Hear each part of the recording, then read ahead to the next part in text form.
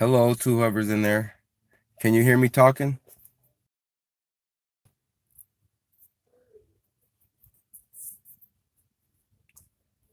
I need some feedback. Can you hear me talking?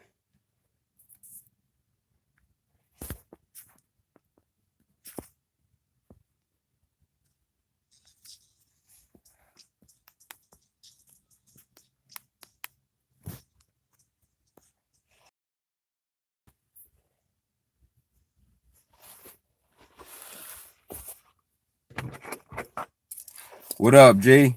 Can you hear me talking? And can you hear the music? Both or one?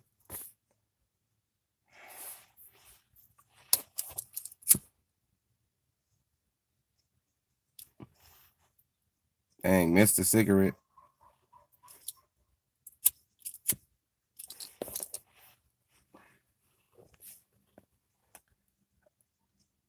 Okay, so you can hear me and not the music. So I could turn that off then. Yeah, I was trying something new. I got these Bluetooth headphones, which I really like. You know, snap 'em on your shirt. It's just wired here.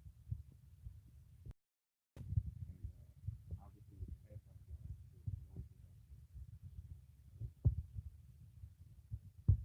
Everybody has to talk to you. So you can't hear me? Can anybody hear me? All right, can you hear me now?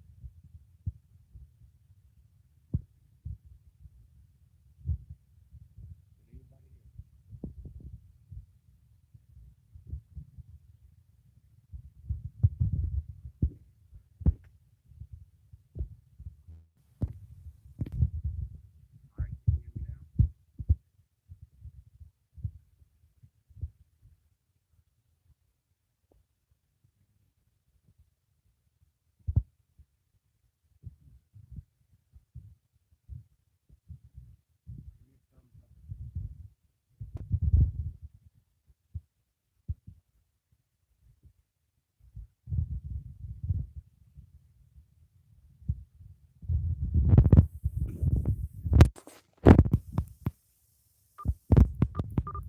All right, can you hear me now?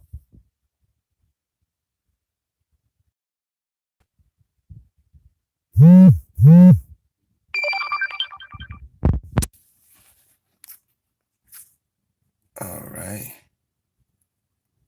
Let me hold up real quick, y'all.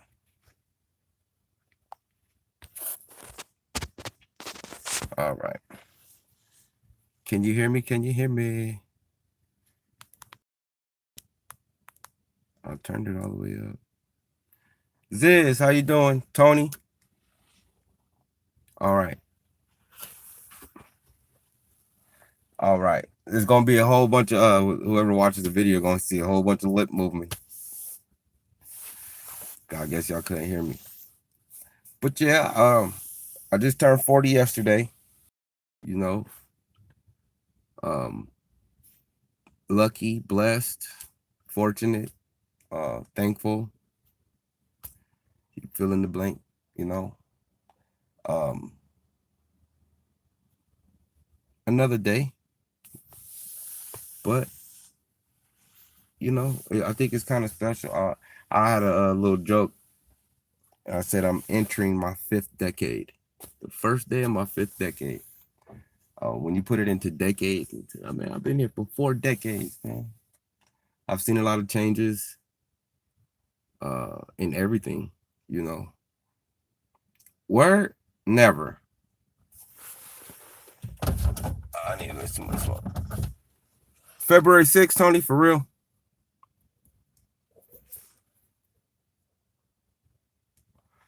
And see, one thing for me being 40, see, like, well, damn, that makes me feel special. I don't know. I don't meet too many February 6th, and all this time, before my last birthday, I've actually, said what's up to you. I think in drops box, but drops channel over there. But yeah, man, that's dope. February 6th, huh? It's Bob Marley birthday, Ronald Reagan birthday, notables. So now I know three other people. Know of three other people. Tony Lass, Bob Marley, and Ronald Reagan share my birthday. That's some good company right there. That's dope. A lot of people didn't know. Well, I guess there's no significant reason to know Bob Marley's birthday unless you know somebody else who shares that birthday. But my homegirl yesterday, she was like, "It's Bob Marley's birthday." Like, yeah. Why you think? Aquarius are. I want to say this without creating too much separation because we're all pretty much the same, different times, and combination of different behaviors and actions or reactions kind of make who you are at some point. We all could be faced with the same things. You could watch a car accident, you could watch a domestic dispute, you could have an issue at the house. We all might deal with it different, and we all might think our way is the way, or think our way is a way, and we just chose that way. And over a period of time, you'll be known by those decisions you make. It'll be the combination of decisions, um, create who you are. But my point was, everybody can be seen as like weird or different to everybody else. There's not one person, I believe, that another person can't look at. Some person can't look at and say, "Oh, he's weird," and weird is just foreign. People always attach, like I say this too. There's a fundamental difference between stink and smell. One is a derivative of another. All right. Um, some people think smell is bad. Smell is just the action of your nose interpreting a different fragrance. Stink is when one of those fragrances don't smell good. So somebody might say, "This smells." Okay. The next question is always, well, what does it smell like? Because smell is the umbrella. Stink is one of those, you know, uh, one of the features, if you will. And I believe Aquarius. But because I am one, and I don't really. We are connected. Everything's connected. People like to make this big old separation. Like, if you believe in astrology, then it's evil, but you're basing this off of a book that you've read. Basically, people believe in what they want to believe in the Bible, right? They'll say, well, if you're a Christian, you won't do this or do that. But then they'll not adhere to other poignant things, such as having kids out of wedlock, women cutting their hair, not fasting. There's all kind of things. You can kind of pick and choose what kind of Christian you want to be. That's the reason why I think it's a watered down religion. And if you study the history of it, and we get into that another time.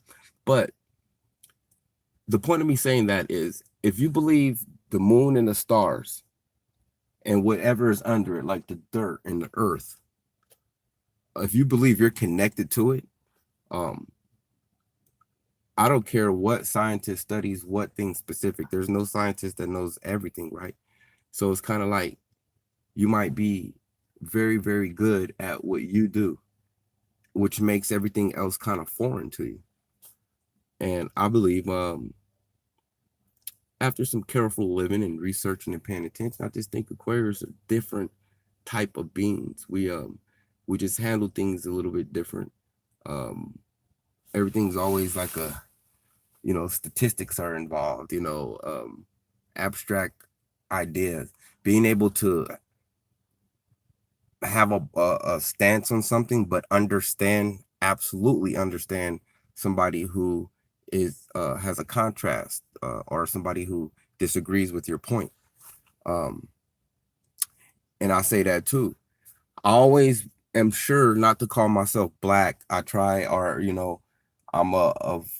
predominantly African American descent. And what comes with that is a lot of history unknown to people even who bear the same ancestry, if you will. But I don't like. I'm not going to denounce my Irish blood or my Indian blood. It's very prevalent, and in certain pockets of my family, it's very primitive. Like it's there's more Indian there than um, African American.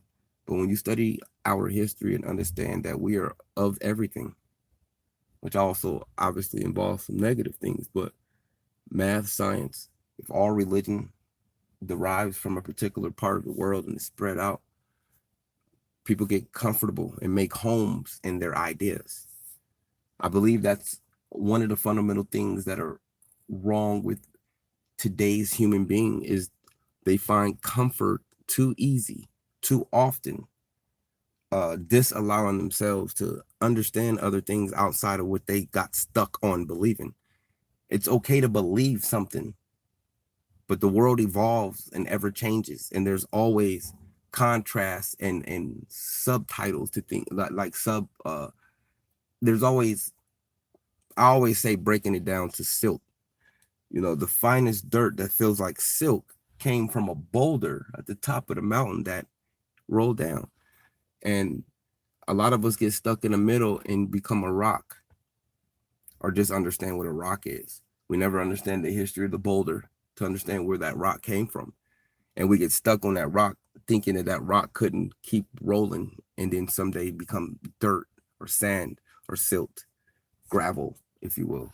That's geology. But what because my mind works, I've put myself in a position to feel like I feel guilty when I am closed-minded to other things. Just because I have a way or I've identified a way doesn't mean it's the only way. Just because it's something I believe doesn't mean that there's not more to believe or even something else to believe or even a more in-depth way to believe it. That one thing. I'm just open-minded and I believe more people who were born at a particular time, all that shit matters, man. If it's too cold, there's not as many people being killed in the winter as it is in the summer. So let me ask you a question. If the weather doesn't dictate behavior, then why are there more deaths in the summer? And it's simple. I don't need it's not an argument. It's just factual. More people are out. There's more activity. Versus people just getting out there doing what they got to do. You don't have groups of people just hanging out in the cold like that. Very purposely, people are in the cold. So there's more activity. There's more opportunity for either good or bad. And if the weather is dictated by something that is higher than it, like, the sun and the moon, look at the relationship. The sun and the moon has a lot to do with the weather. The weather in return has a lot to do with how people act. And how other people act have a lot to do with who you are, how you deal with those other people, how you do not deal with those other people over a period of time shapes who you are. We're not in this world by ourselves. You don't have just your own ideas. Your ideas came from ideas that were there already. And I think just the fundamental difference between me and maybe the next guy is I know that there's another guy for me to be, even though I'm 100% ideal. I identify with who I am. I know who I am. I understand the journey of being a human, of being a man, but I'm not stuck in my beliefs. I know that there's more to know. So yeah, me turning 40 to yesterday was in many regards an achievement. But it also signifies that because I've been here as long as I have, that my mistakes should be minimal. My activity should be more focused. And in between those two things is life. You know, there's no significant change that should happen. It should be a combination of changes that were happening already. I could just stop at this point and summarize. Um, and that's it. Like there's no like awakening. Oh, you turn a certain age, wake up and your life changes. It should have already been something ongoing. This is just a marker. It's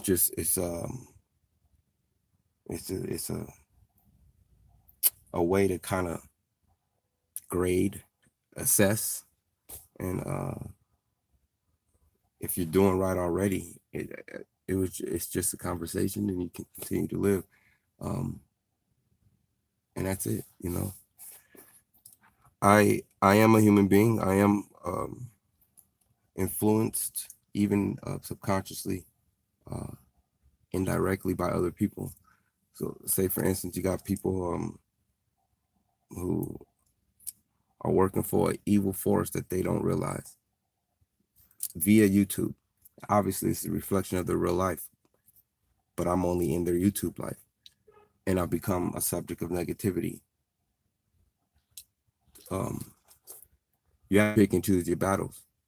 You have to pick and choose whether it's even a battle.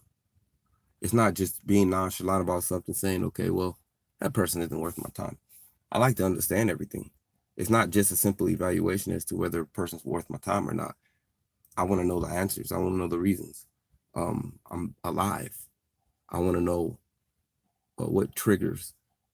Maybe there's something I could do different to get a different reaction.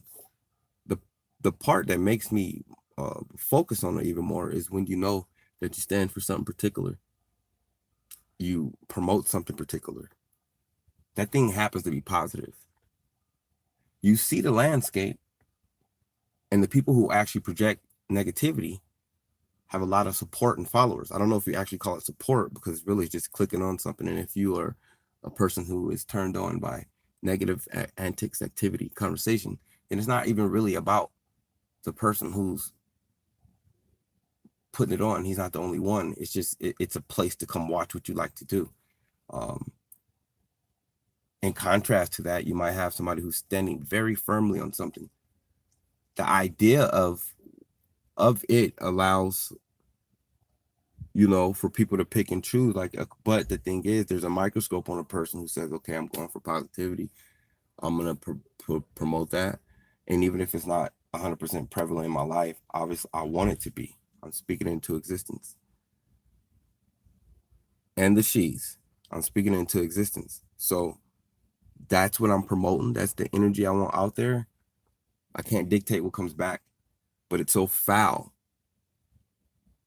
It's so evil when you go technically out of your way to promote such a thing, and people as much or more go out of their way to knock you down or find a reason to not like you, um or ridicule, belittle, put you down, whatever it is, right? So this is me.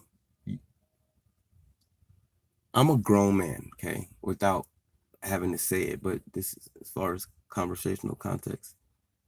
If you believe that you have the power to talk about me to the point where it bothers me and I leave, and it's just because of that, then shame on you times two. The first reason is why you even making me a topic or subject, anyone, right?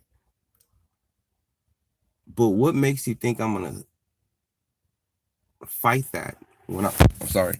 What makes you think I'm gonna fight that, or it's even worth fighting when I am absolutely sure of myself? I'm absolutely unwavered in the sense that I'm gonna believe what I believe still, but I'm a continue to show who I am all the time. YouTube is a microcosm, right? I don't argue. I don't like fighting. I don't like it. It doesn't have a point. Like if you are attacking me, I'm gonna get myself to a position to where I can walk away and continue to live my life. And that might take fighting back. That might take conversation. It might just take, okay, well, I have an opportunity to grab my shit and go that way. Because there's There's a level of peace that I have achieved. I know like kind of where it lives, and I always seek to get there. There's people who don't understand that. They haven't identified with that. They are not whole. They're not complete as people.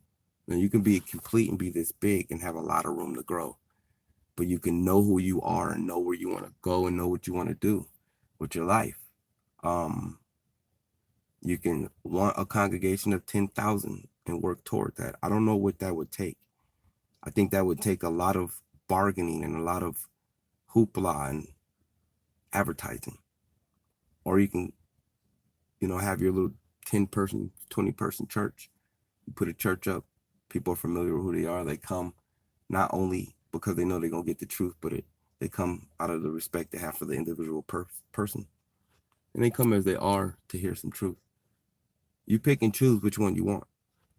But let me tell you, it's so much easier to get up in front of those 10, 20 people and be who you are for those people versus the facade you have to put on. And even the facade of the people you're talking to, because they bought into this idea that's bigger than who they normally are. And it's so hard to continue to do that every day. Case in point, look on YouTube right now.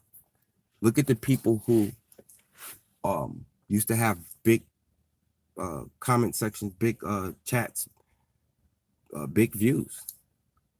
Taking context what they were actually taking context what they grew off of, taking context what they let out there.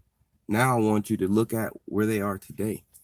Now I want you to see, do they talk the same? To look at me and take a particular subject out of the mix. I kept telling people there's nothing to be jealous of anybody on YouTube. If you've reached a particular height with subs and views and stuff, it's applicable. There's a little boy named Ryan who made got 50 million views last year just opening toys and playing with toys. Your people are prisoners of the moment a lot of times. And I feel so good that I can rest my hat on the hook of being Sean all the time. Standing for something again that is it precedes me and it's post me. So whether I want to believe it or not, it's something that it is. And I've said it a million times. A lot of people stop and choose, that's why I let my spirit guide me. I'm not gonna pick and choose what the truth is. I'm not gonna pick and choose what I think is real or not. There is certain things in life that just are. What you pick and choose is whether you're gonna believe that or not. It don't need you to be validated. You validate yourself, but it needs no validation. Truth needs no help, right? So when you look at everything now, a lot of people don't have platforms anymore. I totally go on my gut and my spirit. So there's times where you won't see me, like this little wave I'm going through right now, personal reasons and because of YouTube. It's like I don't want to be involved in this. People are so fake. It's so easy to build the persona behind your phone or your computer. It's so easy to be liked. Think the easier it is to be liked, it's that much easier to be disliked.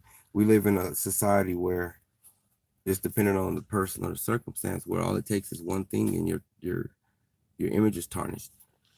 That one thing doesn't even have to be true. It could just be from some mediocre, credible, um, source, and just the conversation of it alone would damage your career if you're in a certain career. So then you got to have people who keep messing up and keep being forgiven because there's something that they do that most people like. People are very hypocritical. I always like to think if you take how you doing, Shia? If you take If you take the subject out of most conversations and interject yourself, and that subject now is the viewer, how much would you want people talking about your mom, your family, your career, your marriage every day, your next decisions every day?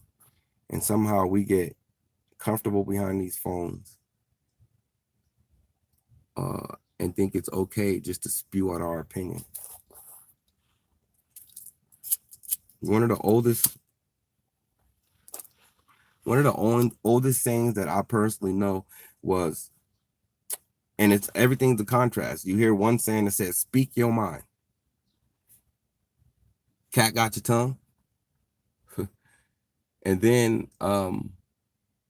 it's like you also taught not to say everything that comes to your mind. Um, but see, being an adult, you have to decipher when to speak up. And the thing is, this is again where I hang my hat. When you know who you are, when you know what you stand for, what you know what when you know what kind of person you are, then you are able to decipher whether or not your opinion matters right here, or if it matters that you say something. For instance, there could be a domestic situation. From your experience, you could say, "Well, I'm not getting involved in that. I'm not calling the police. I'm not interrupting. I'm going to keep walking the other way." It could be the woman being aggressive or the man. Um, and then you can have a person that is just no tolerance for domestic violence. He sees the guy beating the lady up, he comes and stops it and calls the police. You know, you have the anonymous. You pick and choose the kind of person you are, what kind of person you want to be. You know, but y'all know me. I can ramble and talk for days. Because everything's related in a sense. But I think what 40 will do for me is establish my standards and my morals. Just a reminder that look, I'm not a kid and I'm not a baby. I'm not a young adult anymore. I have my daughter just turned 21 2 weeks ago. I'm entering that realm, and I'm so glad I'm not where I could be a grandpa, a granddaddy. And I feel like I have so much Sean to still deal with. I have little Sean. I still have so much father in me that I'm blessed to not have to um be introduced to being a grandpa at what I consider early age, because it's like a wave now. It's a wave. I'm late. But I'm honored to be 40 years old. I'm honored. I cried when I turned 21 for a couple reasons, people who didn't make it that I knew, people locked up, people who just were mentally already damaged. So turning 40, 19 years later and having all this life behind me, all these struggles, these stresses, these triumphs, blessings, lessons, it all kind of comes together when you get around 35, 40, And they say a lot of men um, around this age, I think it's due to you not being as swift and as cute as mobile or whatever. When you get around this age, everything comes together. You are who you are. It should be a lot less talk and a lot more action. You know. But yeah. So I thank anyone and everyone who's given me birthday praise. I do want to do a special shout out to Amanda. Um, she made sure that I had a birthday. Took me out to eat, bought me a cake and stuff. So I appreciate it. It is another day. Like I said, it is a cursor or a marker where you can stand up and say, okay, here's a summary. I'm 40, blah, blah, blah. Now let's continue to ride. I'm going to get a little bit more, I wouldn't say political, but it's just going to get a little bit more real. When I do come up, it'll be some hints, some advice. Everything's with purpose. I think our way of living, our freedoms that we have left, I think we'll have even less. I think there's going to be some chaos starting next month. I think there'll be some technology difficulties. Um, get close to the people you love. And I'm going to say it two ways. Get close to the people that you live for, that you wouldn't mind dying with. And that's a very general statement. I don't mean prepare to die in that sense. But I believe it's going to be rough and we're going to go to some primitive times here soon. And it's going to be abrupt. So you guys brace yourselves for a change. And the people who believe in something that's greater than them, that doesn't necessarily have to have a name, I think we'll be a little bit more prepared. Remember, I believe we get too comfortable and we haven't opened our minds to understanding that there's a different, things can change, right? Just imagine if some grid went off where the electricity was shut off for a week. Billions of dollars would be lost. And there would be total anarchy. I mean, total, like, just chaos in the streets. So just be blessed, man. Be prepared. Keep your third eye open. Not everything is conspiracy. Some shit is just truth. And because we this whole time thought it was conspiracy or something not to believe, we were totally not mentally prepared for it. I'm thankful for any of you I could call a friend. Happy birthday to you again, Tony. That's super dope. February 6th. Huh? Kings we are. Despite what anyone believes or thinks. Despite not having a castle or a queen. Thank you, queens, who have been rocking with me since the day I pushed live. And will rock when I go live again. Thank you for the birthday wishes. Stay blessed. Dispose of the stress and just try and be mentally prepared for everything. All the way from love to loss of life or whatever. Just be prepared. All right. Tonette, Zizazzy, Amanda Shia. I don't know who was here earlier. I thought I seen. No, I didn't see. A special shout out to the spirits too. I'm horrible at keeping contact with people who aren't in my immediate circle when I am when I'm living. I'm going through transition in life. That's a little bit more important than pushing live. And sometimes it's hard when you're going through your own personal things to endure the spirit of what someone else is going through, because I won't be no good. I won't be able to soak it up, transfer the energy properly, and be able to give you a good ear. It's not selfish, it's protective.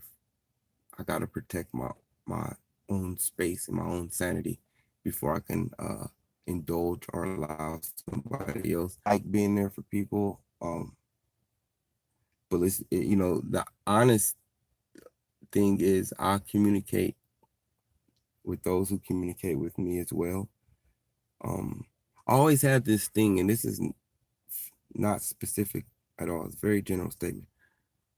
I always had this thing with people, even my mom, where she'll be like, I haven't heard from you. The same energy, the same activity that you're expecting to come through that phone and hear my voice, it's the same energy and activity you can do as well. Mom, you're my mom. I love you. We're even now. Like, you can't tell me I haven't called you when you haven't called me. You know, I can't stand when people say, hey, stranger, where you been? I'm like, well, hey, stranger, where you been? 2 question marks. It's the same thing. Like, and sometimes I look back and I was the last person who contacted. So maybe you feel my spirit and made you stay away. Um, but don't get on the phone telling me what I didn't do that you didn't do when we have an equal playing field. Hey, I haven't heard from you in a while. How you doing? How about that? That's simple. Or I haven't hit you up in a minute. Sorry about that. How you doing? But don't put all of it on the other person when you guys have an equal playing field and equal opportunity to communicate. You know, other than that, I don't have an excuse. I can't say sorry to anyone because we have that equal playing field, right? And if I'm not on the field, I'm not on the field for anyone. My mother and daughter would have the same, if not worse, um, case against me as far as, hey, dad, I haven't heard from you in 3 weeks. I'm more susceptible to take the blame when it comes to those two. But everybody else, we equal. If you don't check up on me, I might not check up on you during this time. I think it's fair.